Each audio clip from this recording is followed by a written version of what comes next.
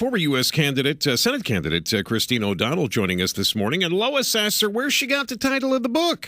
You've just authored the book Troublemaker. I mean, already from the title, we can tell kind of what kind of role you're on. And I understand you got this title from a Time magazine cover story. That's right. During the election cycle last year, Time did a cover story where they called me a troublemaker because of the way that I busted up the backroom deal and disrupted the package that the Delaware political establishment had so neatly put together, where this liberal Republican would just walk into the U.S. Senate seat. And, I tapped into a growing discontent with the voters in Delaware who were frustrated with politics as usual.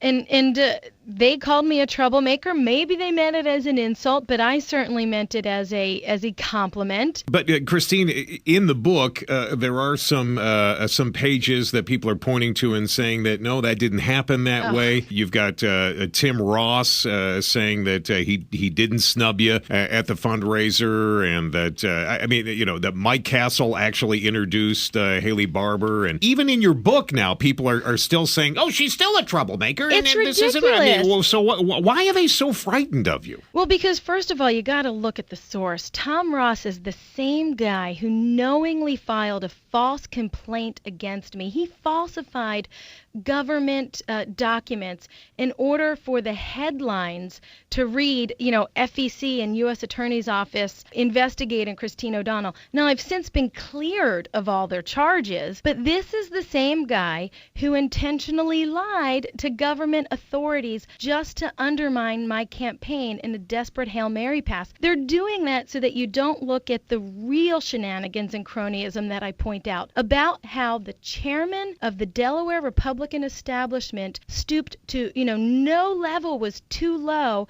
and he abused the political process, abused the justice system for his own political gain. You are such a troublemaker. I can't even believe we're having you on this show. Yeah. I can't even believe that we're having you on here. You're such a troublemaker. You're always starting things. So, Christine, I've got to ask you, who's the troublemaker you like best right now in the field of GOP presidential candidates? Well, so far, I think everyone who is announced is great. And I think that that's a real testimony to the power of this middle-class movement that is propelling the Tea Party. Because in the past, you'd have Republicans in name only, liberal Republicans, people who were part of the establishment elite who turned Washington into a favor factory. You'd have them right up there with the true constitutional champions. But we don't have that right now. We have a pool of strong champions who want to bring the country back to the constitutional principles in which it was founded. And I think if the Republican Party can unite, any one of the front runners right now has a strong chance of beating Barack Obama. But that's a big if. It is a big if, but will she answer the question? That is also a big if, but we're going to find out coming up next.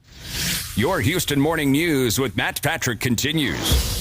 KTRH News Time is 5:22, and we're going to begin taking your phone calls on the challenges that you're facing this morning as you get your kids ready to get back to school. 713-212-5874. I want to know what they are, no matter what they are. 713-212-KTRH. Right now, we're talking to former U.S. Senate candidate and Tea Party favorite Christine O'Donnell, and will she answer the question? All right, now listen, just real quick, can I ask the question, or are you tired of answering it? I don't know what the question is. Oh, sure but you can ask whatever you want. Did you ever say to yourself, God, I wish I hadn't said that I thought about witchcraft, practiced witchcraft. Yeah. Now, I never. Did you ever think to yourself, I shouldn't have done the commercial where I came out and said, I'm not a witch? I mean, whatever. Absolutely. All right, so what possessed you to start out the commercial? Well, I know that people are picking up the book because they want all the juicy details, so I give it to them. I open the book right off the bat, giving them what they want. That was the lowest moment of the campaign.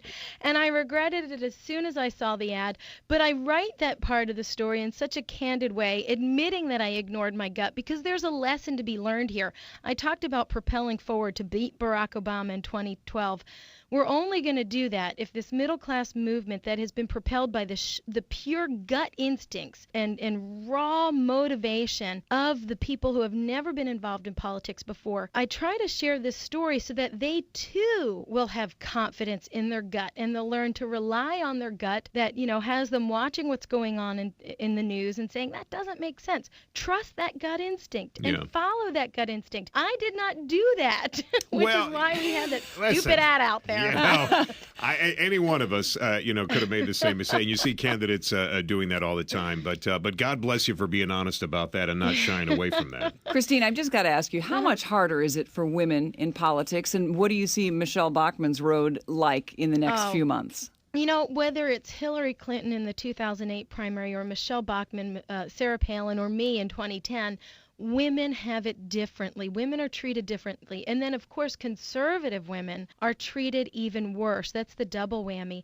But I'll tell you, it is such a double standard. Could you imagine if during the 2008 Democratic primaries, any moderator had said to Biden or Obama, now in the White House, are you going to be able to control that libido? You're a young viral, you're a young viral man, Barack Obama. How are you going to resist those interns? No, but they can talk about Michelle Bachmann's migraines. I mean, it's so ridiculous. But as long as people don't accept that, and as long as they look beyond what are so obviously distractions from the real message, then women can continue to forge ahead, and we've got to. Thank you very much, U.S. Senate candidate and Tea Party favorite Christine O'Donnell.